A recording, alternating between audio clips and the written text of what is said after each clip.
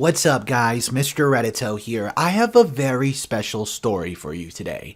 The entire video is just one story. It's the ultimate betrayal.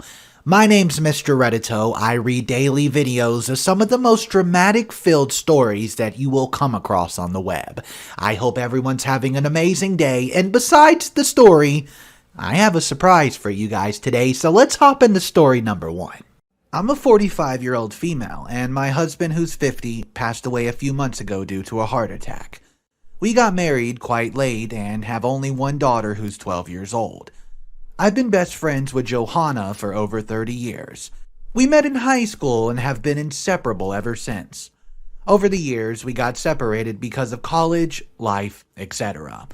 Only to meet years later when we were both married. About a year after, we discovered that we lived in the same neighborhood. She had her son, Justin, who is now 16 years old. Our families were close, having trips together, barbecues, etc. Her son was very close to my husband and was nearly always at my house. I trusted this woman with my life, as she knew all the hardships that I faced. And like any person, I shared my marital problems with her often, and she would advise me on what to do.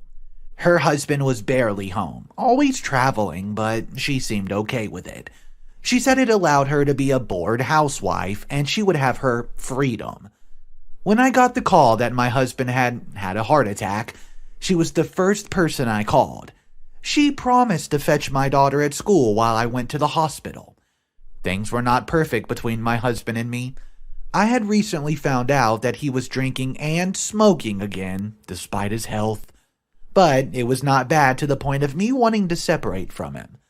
Either way, I hoped that the heart attack was not serious and he would start to take his health more seriously from then on. Unfortunately, when I got there, I was informed that he passed away upon arrival.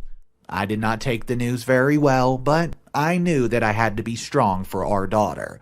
I called his family, who I do not get along with that well, but we did tolerate each other.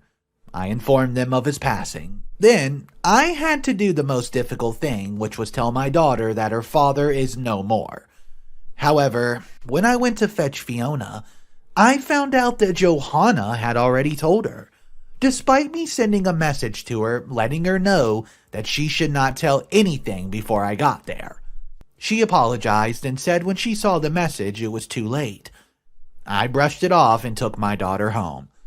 Johanna usually supported me through everything, but this time, she barely came to my house. I found that strange, but I excused her. Maybe she had other things going on in her life. However, it seemed that my husband's family was up to something. A few days after they arrived, they were usually whispering in corners and looking at me. I knew they did not like me, but that was taking it a bit too far. It was only after my husband had been buried that the cat was out of the bag. The biggest possible betrayal in the universe that changed my life forever. I was called for a family meeting, and there I found Johanna, which was strange because she was not part of my family. The family wanted to know if my husband had a will. To my knowledge, yeah, he had to have had one, but I'll have to talk to his attorney. I asked why it was important, and they said they wanted to know if the heir was in the will. I was confused, obviously. He would put his daughter in the will. But no, it appeared that I was the last person in the world to find out that my husband was Justin's father. I thought it was a prank, a joke, or simply a dream. But one look at Johanna's guilty face told me that they were telling the truth. I asked how. It was impossible. But then Johanna said that she's been keeping the secret for a long time, but Justin was my husband's son. I cannot believe that the two people I trusted most in my life had just betrayed me in the worst way possible. I asked her how it was even possible. Her son was born around the time that we moved. She said it was a mistake and it happened one time when I was at work, but never happened again. I asked how she could be certain that it was his son. It was just a one-night stand, right? My husband's sister told me to stop being ridiculous. The boy clearly looked like his father. I told them I was not going to accept any lies, and if someone said something about Justin being my husband's son, I was going to kick them out of my house. With the way that I was boiling with anger, I was sure that I was going to do much worse. And then, yes, the situation worsened, because I got proof. It appeared that when she told my husband's family, they did demand a DNA test. Justin was indeed my husband's son. I had a few choice words for Johanna, who seemed to think that what she did was not so bad, because, apparently, just because it happened once and it was a mistake. I told her to get out of my house and for my husband's family to follow her if they protested. Well, she left, but that was not the last that I heard from her, for she was not done messing up my life. I do not even want to get into how I was feeling towards my husband at that time. For years, he'd been so close to that boy, in the same room as him, and he never once thought to tell me. I did not even think I knew him anymore. He had left me with this mess, and I did not even know what I was going to do or how to explain it to our daughter. Justin was a troubled child at the stage of rebellion, but he seemed to respect my husband more than his own father. I did not know how I could miss the resemblance. Maybe it was because he looked more like his mother, but now that I was looking at a picture of them standing side by side, I could not believe that I've been so blind. They had the same nose, and they were both freakishly tall. He was taller than both Johanna and her husband. Those genes were strong in his family. I would know because even our daughter was tall, and Johanna kept on trying to call me, but I ended up blocking the number. I had too much on my mind, and I had to think. A week later, most of my in-laws had returned, except for my sister-in-law. I'd barely talked to any of them. I did not have anything to say, honestly. They had easily accepted my husband's betrayal like nothing. They had no loyalty to me, and I'd already spoken to my husband's lawyer on the matter of the will, and the will reading was going to take place soon.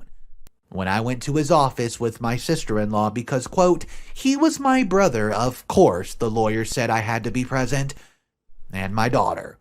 I saw my ex-best friend and Justin there.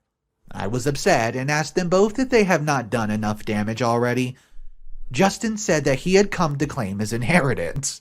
Wow. So now some child who had just crawled out of nowhere was going to claim what my husband had left behind?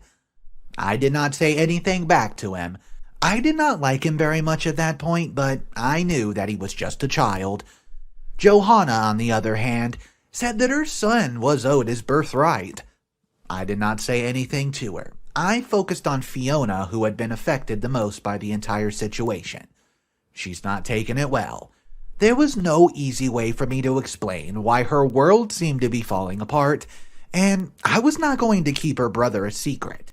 Look how secrets had destroyed our family after her father's death. Anyways, at the end of the will reading, I found out that he had left everything to me. However, there was a large sum that would go to my daughter.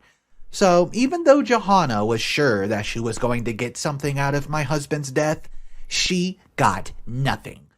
He had left some money to his family as well, but it was not much. I was just glad that my daughter would be taken care of. Johanna did not take it well. She said that she had proof Justin was his son, so he had a right to something. I told her to get lost, and her little plan had not worked. As for my husband, he was not there to defend himself, but I wish that I have known about this earlier and not gotten embarrassed like that after his funeral.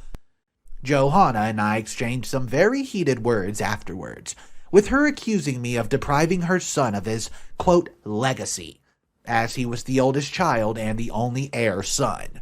Therefore, the heir in her opinion. I told her not to stop living in a different century. I was not going to give anything to them. After her betrayal, and she had the nerve to try to get a penny from my husband. I was finally seeing her true colors and regretted telling her about my troubles over the years. Only she and my husband knew whether the affair had only taken place.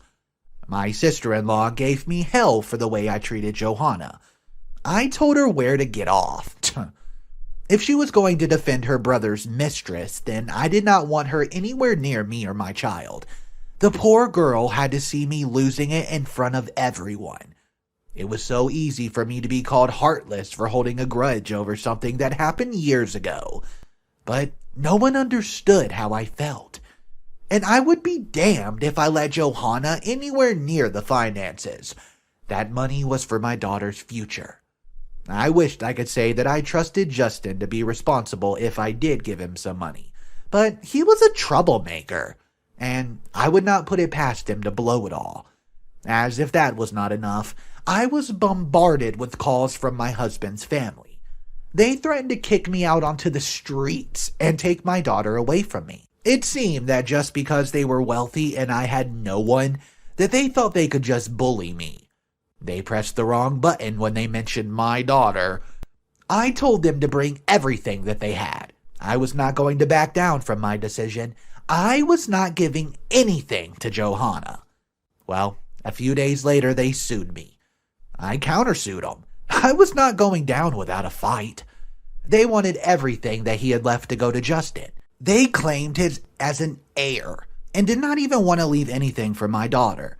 According to them, I could either support her myself or they would take her. I sued them for not to have any access to the funds my husband left us. And where was Johanna's husband in all of this? Apparently on some business trip. I was not sure if he knew, but I was sure he did because of the public way that Johanna claimed that the boy was my husband's son. If she won, then she had a huge chance of getting everything, and that would most likely set her up for success. So, in a case that lasted for quite a while, it was them versus me. They argued that the will was written before he found out that Justin was his son. Not only that, but he had also never paid maintenance for the boy, so they deserved something. My defense team was very strong, though, and a lot of stuff about her was revealed. Most importantly, her failure to reveal Justin's identity until after my husband's death. Not only that, but it was also clear that she was trying to swindle me and Fiona out of our money. She put on a good act, making me sound like a heartless person, etc. But I had the truth on my side. I mentioned the emotional damage I suffered because of her actions. And not only that, they did an investigation in both of our finances, and what they found out, it was shocking. She owed several banks money, which was probably why she was trying to use this opportunity to get some money out of me. When asked about her husband, she said something about him not being able to support them. Like me, she had a degree, but she never went back to work after giving birth. She had become a housewife while her husband worked. In the end, I did not get everything that I wanted, but at least my daughter's future was still secure. When he turned 18, he was supposed to get an amount equal to one that Fiona had gotten from her father. In the end, I felt that it was not unfair. He was just the product of their betrayal, and it was not his fault. But I could see that his mother was leading him down the wrong path. She, on the other hand, got nothing from me. My husband's family also had no right to kick me or my daughter out of the house. If they did, they would get arrested. I was relieved and the whole ordeal was over, and Fiona and I would carry on with our lives. But unfortunately, that was not the case. A few nights later, Johanna came knocking angrily at my door. I told her to go away. I did not have time for her drama, and unlike her, I had to go to work tomorrow. But it was like she was possessed or something. She nearly broke my door open, and I had to open it in the end. This woman who slept with my husband then sued me and had the nerve to slap me. We had a minor scuffle and were pulled apart by Fiona's nanny who stayed at my house. She said that because of me, her husband was leaving her. I told her that's her fault. Then she said something about my husband being the one who could not control his urges. I told her I had nothing to do with her marriage. She blamed me more for not giving her money. Her husband wanted to divorce her because she lied about Justin's paternity. Yet, somehow, that was my fault. She said that if I had given her what she rightfully owned, then she would have easily left him and been able to support herself. It appeared that she was so certain that she would get the money that she did not care of her husband anyways. But now I assumed that he was back and he found her still there. And he also found out his son was not really his. I told her that she made her own bed and now she has to go lie in it. She then proceeded to say that I thought I was better than her, flaunting my husband and family in front of her as if I was perfect. She did not need to drive home the fact that I was oblivious to his betrayal for all those years. I politely asked her to leave. I was not the one who had to live with the guilt and bitterness in my life. She was. Guys, she reluctantly left. She continued to send me long paragraphs blaming me, calling me a failure of a wife, and threatening to not let Fiona get to know her brother. I heard that her husband had managed to recover financially and was no longer broke. But it seemed that she did not know that yet, so she tried to get another meal ticket before things went south for her. So now she had lost her husband and there was no way she was going to get access to Justin's money. It would be only paid out after he turned 18, and her relationship with Justin have suffered as well. Because of the way that she lost her temper with him after the case, she's currently in a custody battle with her husband right now, and he wants to take all her kids away. They have 3, including Justin.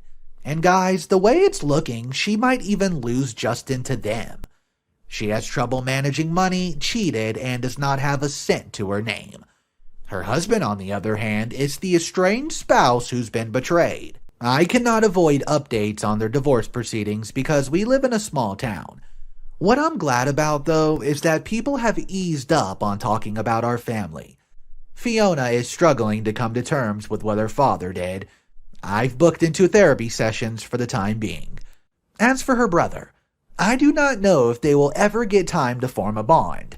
Even if he escapes the evil clutches of his mother, they're still my husband's family. I have to cut ties with all of them, but I'm sure that they are going to try to get custody of them. So far, she has not expressed any desire to see him. Things between Johanna and I are still not well, as she goes around telling people that I'm the reason she's being divorced. I try to stay away from her and focus on my daughter.